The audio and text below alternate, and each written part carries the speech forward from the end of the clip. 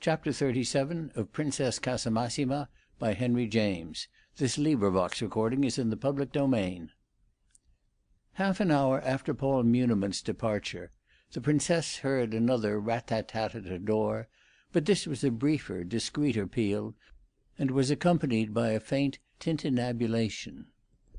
The person who had produced it was presently ushered in, without, however, causing Madame Grandoni to look round, or rather to look up, from an armchair as low as a sitz-bath, and of very much the shape of such a receptacle, in which, near the fire, she had been immersed. She left this care to the Princess, who rose on hearing the name of the visitor pronounced inadequately by her maid. Mr. Fetch, Assunta called it, but the Princess recognized without difficulty the little, fat, reduced fiddler of whom Hyacinth had talked to her, who, as Pinny's most intimate friend, had been so mixed up with his existence, and whom she herself had always had a curiosity to see. Hyacinth had not told her he was coming, and the unexpectedness of the apparition added to its interest. Much as she liked seeing queer types and exploring out-of-the-way social corners, she never engaged in a fresh encounter, nor formed a new relation of this kind without a fit of nervousness, a fear that she might be awkward and fail to hit the right tone. She perceived in a moment, however, that Mr. Vetch would take her as she was and require no special adjustments. He was a gentleman and a man of experience, and she would only have to leave the tone to him. He stood there with his large polished hat in his two hands, a hat of the fashion of 10 years before, with a rusty sheen and an undulating brim, stood there without a salutation or a speech, but with a little fixed, acute, tentative smile, which seemed half to inquire and half to explain. What he explained was that he was clever enough to be trusted, and that if he had come to see her that way, abruptly, without an invitation, he had a reason which she would be sure to think good enough when she should hear it. There was even a certain jauntiness in this confidence, an insinuation that he knew how to present himself to a lady, and though it quickly appeared that he really did, that was the only thing about him that was inferior. It suggested a long experience of actresses at rehearsal, with whom he had formed habits of advice and compliment. "I know who you are. I know who you are," said the Princess, though she could easily see that he knew she did. "I wonder whether you also know why I have come to see you," Mr. Vetch replied, presenting the top of his hat to her as if it were a looking-glass. "No, but it doesn't matter. I am very glad. You might even have come before." Then the Princess added, with her characteristic honesty, "Don't you know of the great interest I have taken in your nephew?" "In my nephew? Yes, my young friend Robinson. It is in regard to him that I have ventured to intrude upon you." The Princess had been on the point of pushing a chair toward him, but she stopped in the act, staring with a smile. "Ah, I hope you haven't come to ask me to give him up." On the contrary, the old man rejoined, lifting his hand expressively, and with his head on one side, as if he were holding his violin. "How do you mean, on the contrary?" the Princess demanded, after he had seated himself and she had sunk into her former place. As if that might sound contradictious, she went on, "Surely he hasn't any fear that I shall cease to be a good friend to him?"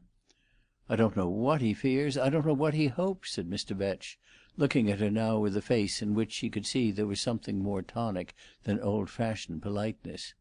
"It will be difficult to tell you, but at least I must try. Properly speaking, I suppose, it's no business of mine, as I am not a blood relation to the boy. But I have known him since he was an urchin, and I can't help saying that I thank you for your great kindness to him." "All the same, I don't think you like it," the Princess remarked. "To me it oughtn't to be difficult to say anything." "He has told me very little about you. He doesn't know I have taken this step," the fiddler said, turning his eyes about the room and letting them rest on Madame Grandoni. "Why do you call it a step?" the Princess asked. "That's what people say when they have to do something disagreeable."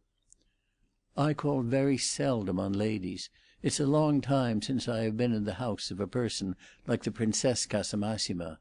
I remember the last time," said the old man. "It was to get some money from a lady at whose party I had been playing, for a dance. You must bring your fiddle some time and play to us. Of course, I don't mean for money," the Princess rejoined. "I will do it with pleasure, or anything else that will gratify you. But my ability is very small. I only know vulgar music, things that are played at theatres." "I don't believe that. There must be things you play for yourself, in your room alone." For a moment the old man made no reply; then he said, "Now that I see you, that I hear you, it helps me to understand." "I don't think you do see me," cried the Princess, kindly, laughing, while the fiddler went on to ask whether there were any danger of Hyacinth's coming in while he was there. The Princess replied that he only came, unless by prearrangement, in the evening; and Mr. Vetch made a request that she would not let their young friend know that he himself had been with her. "It doesn't matter. He will guess it. He will know it by instinct as soon as he comes in.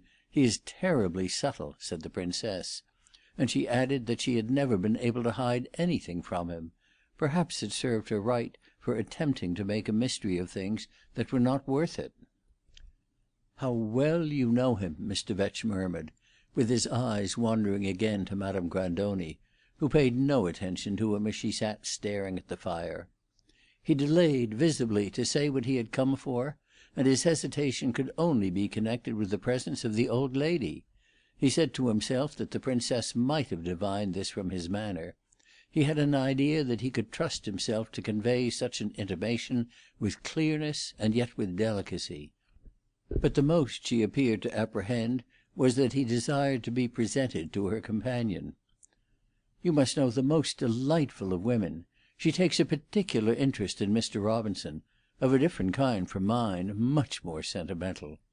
And then she explained to the old lady, who seemed absorbed in other ideas, that Mr. Vetch was a distinguished musician, a person whom she, who had known so many in her day, and was so fond of that kind of thing, would like to talk with.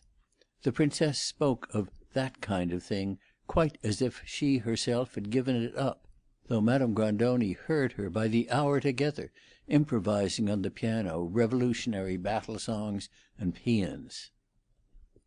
"I think you are laughing at me," Mr. Vetch said to the Princess, while Madame Grandoni twisted herself slowly round in her chair and considered him. She looked at him leisurely, up and down, and then she observed with a sigh, "Strange people, strange people." "It is indeed a strange world, madam," the fiddler replied, and he then inquired of the Princess whether he might have a little conversation with her in private. She looked about her, embarrassed and smiling. "My dear sir, I have only this one room to receive in. We live in a very small way." "Yes, your Excellency is laughing at me. Your ideas are very large, too.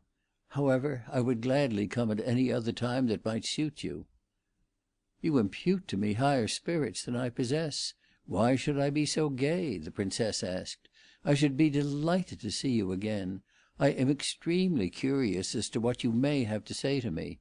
I would even meet you anywhere, in Kensington Gardens or the British Museum." The fiddler looked at her a moment before replying. Then, with his white old face flushing a little, he exclaimed, "Poor dear little Hyacinth!" Madame Grandoni made an effort to rise from her chair, but she had sunk so low that at first it was not successful. Mr. Vetch gave her his hand to help her, and she slowly erected herself, keeping hold of him for a moment after she stood there. "What did she tell me? That you are a great musician? Isn't that enough for any man? You ought to be content, my dear gentleman. It has sufficed for people whom I don't believe you surpass." "I don't surpass any one," said poor Mr. Vetch. "I don't know what you take me for." "You are not a conspirator, then? You are not an assassin? It surprises me, but so much the better.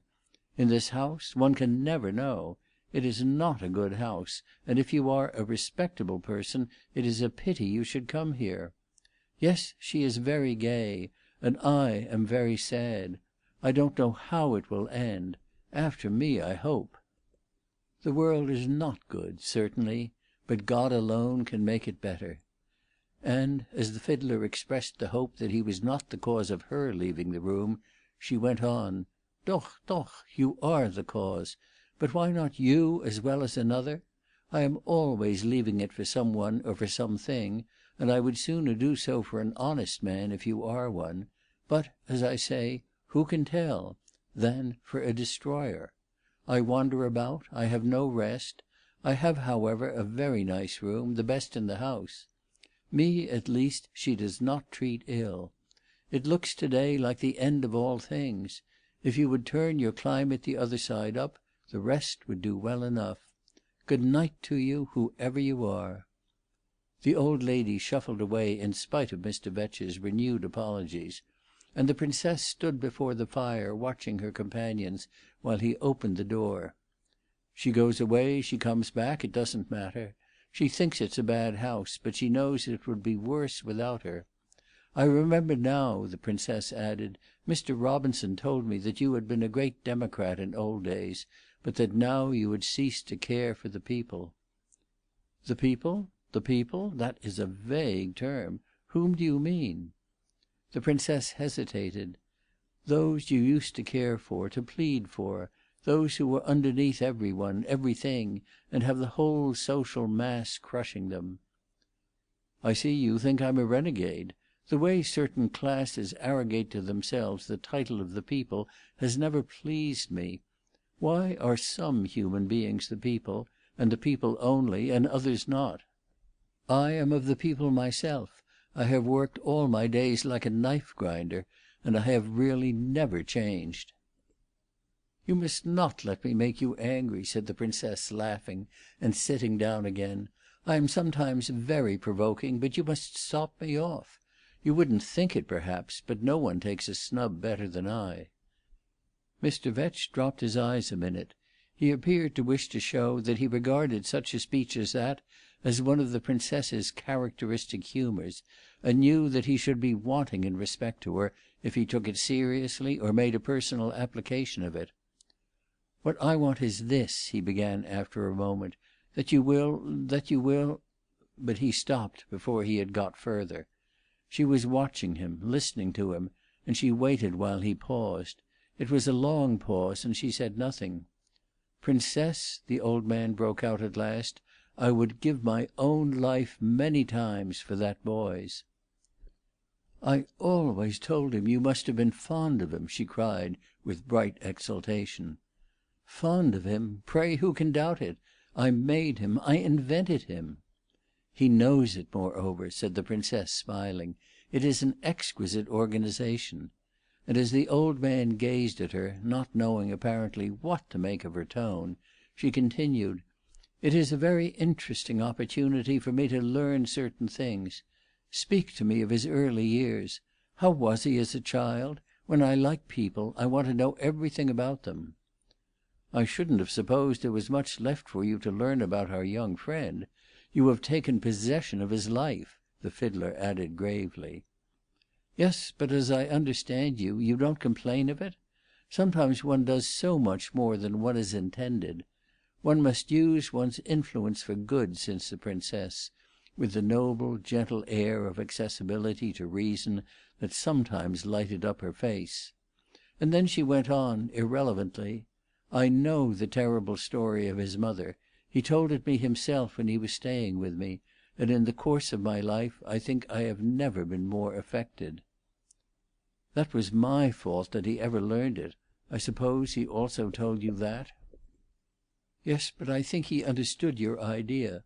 If you had the question to determine again, would you judge differently?" "I thought it would do him good," said the old man, simply and rather wearily. "Well, I dare say it has," the Princess rejoined, with the manner of wishing to encourage him. "I don't know what was in my head. I wanted him to quarrel with society. Now I want him to be reconciled to it," Mr. Vetch remarked earnestly. He appeared to wish the Princess to understand that he made a great point of this. "Ah, but he is," she immediately returned. "We often talk about that. He is not like me, who see all kinds of abominations. He's a tremendous aristocrat. What more would you have?" "Those are not the opinions that he expresses to me," said Mr. Vetch, shaking his head sadly. "I am greatly distressed, and I don't understand. I have not come here with the presumptuous wish to cross-examine you, but I should like very much to know if I am wrong in believing that he has gone about with you in the bad quarters, in St. Giles and Whitechapel." "We have certainly inquired and explored together," the Princess admitted, "and in the depths of this huge, luxurious, wanton, wasteful city we have seen sights of unspeakable misery and horror. But we have not been only in the slums. We have been to a music hall and a penny reading." The fiddler received this information at first in silence, so that his hostess went on to mention some of the phases of life they had observed, describing with great vividness, but at the same time with a kind of argumentative moderation, several scenes which did little honour to "our boasted civilization." "What wonder is it, then, that he should tell me that things cannot go on any longer as they are?" he asked, when she had finished. "He said only the other day that he should regard himself as one of the most contemptible of human beings if he should do nothing to alter them, to better them." "What wonder, indeed? But if he said that, he was in one of his bad days. He changes constantly, and his impressions change.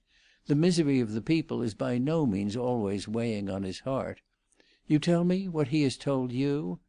Well, he has told me that the people may perish over and over rather than the conquest of civilization shall be sacrificed to them.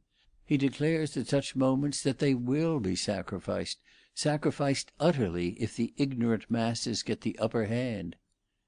"He needn't be afraid. That will never happen." "I don't know. We can at least try."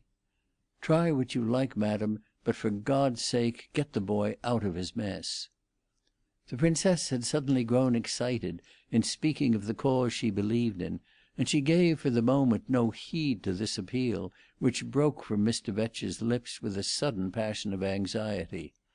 Her beautiful head raised itself higher, and the deep expression that was always in her eyes became an extraordinary radiance. "Do you know what I say to Mr. Robinson when he makes such remarks as that to me? I ask him what he means by civilization. Let civilization come a little first, and then we will talk about it. For the present, face to face with those horrors, I scorn it, I deny it." And the Princess laughed ineffable things, like some splendid siren of the Revolution. "The world is very sad and very hideous, and I am happy to say that I shall soon have done with it. But before I go, I want to save Hyacinth. If he's a little aristocrat, as you say, there is so much the less fitness in his being ground in your mill. If he doesn't even believe in what he pretends to do, that's a pretty situation. What is he in for, madam? What devilish folly has he undertaken?" "He is a strange mixture of contradictory impulses," said the Princess musingly. Then, as if calling herself back to the old man's question, she continued, "How can I enter into his affairs with you? How can I tell you his secrets? In the first place, I don't know them, and if I did—fancy me!" The fiddler gave a long, low sigh, almost a moan, of discouragement and perplexity. He had told the Princess that now he saw her, he understood how Hyacinth should have become her slave, but he would not have been able to tell her that he understood her own motives and mysteries, that he embraced the immense anomaly of her behaviour. It came over him that she was incongruous and perverse, a more complicated form of the feminine character than any he had hitherto dealt with, and he felt helpless and baffled, foredoomed to failure. He had come prepared to flatter her without scruple, thinking that would be the clever, the efficacious method of dealing with her, but he now had a sense that this primitive device had, though it was strange, no application to such a nature, while his embarrassment was increased rather than diminished by the fact that the lady at least made the effort to be accommodating. He had put down his hat on the floor beside him, and his two hands were clasped on the knob of an umbrella which had long since renounced pretensions to compactness. He collapsed a little, and his chin rested on his folded hands. "Why do you take such a line? Why do you believe such things?" he asked, and he was conscious that his tone was weak and his inquiry beside the question. "My dear sir, how do you know what I believe? However, I have my reasons, which it would take too long to tell you, and which, after all, would not particularly interest you. One must see life as one can. It comes, no doubt, to each of us in different ways. You think me affected, of course, and my behavior a fearful pose, but I am only trying to be natural. Are you not yourself a little inconsequent?" the Princess went on, with the bright mildness which had the effect of making Mr. Vetch feel that he should not extract any pledge of assistance from her. "You don't want our young friend to pry into the wretchedness of London because it excites his sense of justice. It is a strange thing to wish, for a person of whom one is fond and whom one esteems, that his sense of justice shall not be excited." "I don't care a fig for his sense of justice. I don't care a fig for the wretchedness of London; and if I were young and beautiful and clever and brilliant, and of a noble position like you, I should care still less. In that case I should have very little to say to a poor mechanic, a youngster who earns his living with a glue pot and scraps of old leather." "Don't misrepresent him. Don't make him out what you know he's not," the Princess retorted with her baffling smile. "You know he's one of the most civilized people possible." The fiddler sat breathing unhappily. "I only want to keep him, to get him free." Then he added, "I don't understand you very well. If you like him because he's one of the lower orders, how can you like him because he's a swell?" The Princess turned her eyes on the fire a moment, as if this little problem might be worth considering; and presently she answered, "Dear Mr. Vetch, I am very sure you don't mean to be impertinent, but some things you say have that effect. Nothing is more annoying than when one's sincerity is doubted. I am not bound to explain myself to you. I ask of my friends to trust me, and of the others to leave me alone.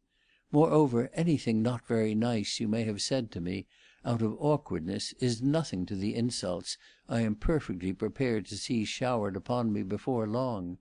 I shall do things which will produce a fine crop of them. Oh, I shall do things, my dear sir. But I am determined not to mind them.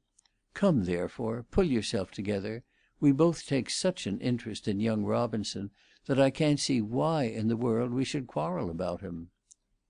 "My dear lady," the old man pleaded, "I have indeed not the least intention of failing in respect or courtesy, and you must excuse me if I don't look after my manners. How can I when I am so worried, so haunted? God knows I don't want to quarrel. As I tell you, I only want to get Hyacinth free." "Free from what?" the Princess asked. "From some abominable brotherhood or international league that he belongs to, the thought of which keeps me awake at night. He's just the sort of youngster to be made a cat's paw." "Your fears seem very vague." "I hoped you would give me chapter and verse." "On what do your suspicions rest? What grounds have you?" the Princess inquired. "Well, a great many, none of them very definite, but all contributing something. His appearance, his manner, the way he strikes me. Dear madam, one feels those things, one guesses. Do you know that poor infatuated phrasemonger, Eustache Poupin, who works at the same place as Hyacinth?" "He's a very old friend of mine, and he's an honest man, considering everything. But he is always conspiring and corresponding, and pulling strings that make a tinkle which he takes for the death knell of society. He has nothing in life to complain of, and he drives a roaring trade. But he wants folks to be equal, heaven help him, and when he has made them so, I suppose he's going to start a society for making the stars in the sky all of the same size.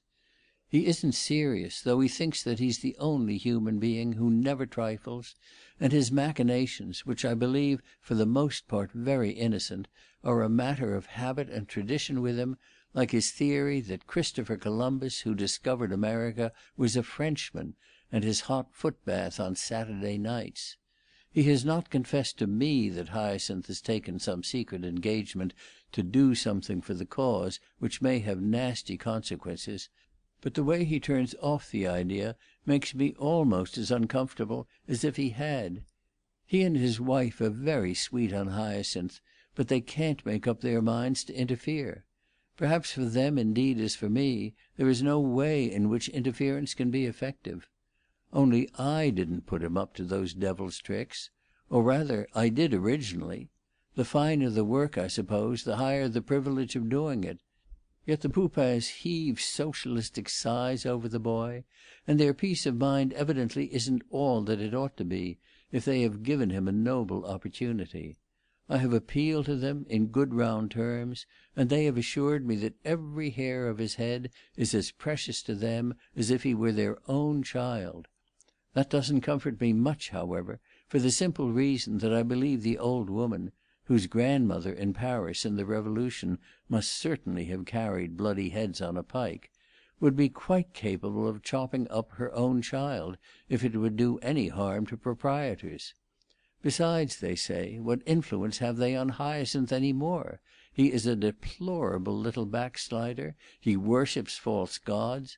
In short, they will give me no information, and I dare say they themselves are tied up by some unholy vow. They may be afraid of a vengeance if they tell tales. It's all sad rubbish, but rubbish may be a strong motive." The Princess listened attentively, following her visitor with patience. "Don't speak to me of the French. I have never liked them." "That's awkward if you're a socialist. You are likely to meet them." "Why do you call me a socialist? I hate labels and tickets," she declared. Then she added, "What is it you suppose on Mr. Robinson's part? For you must suppose something." "Well, that he may have drawn some accursed lot to do some idiotic thing, something in which even he himself doesn't believe." "I haven't an idea of what sort of thing you mean. But if he doesn't believe in it, he can easily let it alone." "Do you think he's a customer who will back out of an engagement?" the fiddler asked. The Princess hesitated a moment. One can never judge of people in that way until they are tested. The next thing she inquired, "Haven't you even taken the trouble to question him?" "What would be the use? He would tell me nothing. It would be like a man giving notice when he is going to fight a duel." The Princess sat for some moments in thought. She looked up at Mr. Vetch with a pitying, indulgent smile. "I am sure you are worrying about a mere shadow. But that never prevents, does it? I still don't see exactly how I can help you." "Do you want him to commit some atrocity, some infamy?" the old man murmured. "My dear sir, I don't want him to do anything in all the wide world. I have not had the smallest connection with any arrangement of any kind that he may have entered into. Do me the honour to trust me," the Princess went on, with a certain dryness of tone. "I don't know what I have done to deprive myself of your confidence. Trust the young man a little, too. He is a gentleman, and he will behave like a gentleman." The fiddler rose from his chair, smoothing his hat silently with the cuff of his coat. He stood there, whimsical and piteous, as if the sense that he still had something to urge mingled with that of his having received his dismissal, and both of them were tinged with the oddity of another idea. "That's exactly what I am afraid of!" he exclaimed. Then he added, continuing to look at her, "But he must be very fond of life." The Princess took no notice of the insinuation contained in these words, and indeed it was of a sufficiently impalpable character. "Leave him to me, leave him to me. I am sorry for your anxiety, but it was very good of you to come to see me. That has been interesting, because you have been one of our friend's influences." "Unfortunately, yes. If it had not been for me he would not have known Poupin, and if he hadn't known Poupin he wouldn't have known his chemical friend, what's his name? Muniment." "And has that done him harm, do you think?" the Princess asked. She had got up. "Surely. That fellow has been the main source of his infection." "I lose patience with you," said the Princess, turning away. And indeed her visitor's persistence was irritating. He went on, lingering, with his head thrust forward and his short arms out at his sides, terminating in his hat and umbrella, which he held grotesquely, as if they were intended for emphasis or illustration. "I have supposed for a long time that it was either Muniment or you that had got him into his scrape. It was you I suspected most, much the most. But if it isn't you, it must be he." "You had better go to him, then." "Of course I will go to him. I scarcely know him. I have seen him but once. But I will speak my mind." The Princess rang for her maid to usher the fiddler out. But at the moment he laid his hand on the door of the room she checked him with a quick gesture. "Now that I think of it, don't go to Mr. Muniment. It will be better to leave him quiet. Leave him to me," she added, smiling. "Why not? Why not?" he pleaded. And as she could not tell him on the instant why not, he added, "Doesn't he know?" "No, he doesn't know. He has nothing to do with it." She suddenly found herself desiring to protect Paul Muniment from the imputation that was in Mr. Vetch's mind, the imputation of an ugly responsibility; and though she was not a person who took the trouble to tell fibs, this repudiation on his behalf issued from her lips before she could check it. It was a result of the same desire, though it was also an inconsequence, that she added, "Don't do that. You'll spoil everything." She went to him, suddenly eager, and herself opened the door for him. "Leave him to me, leave him to me," she continued persuasively, while the fiddler gazed at her, dazzled and submissive, allowed himself to be wafted away. A thought that excited her had come to her with a bound, and after she had heard the house door close behind Mr. Vetch, she walked up and down the room half an hour, restlessly, under the possession of it. Chapter 37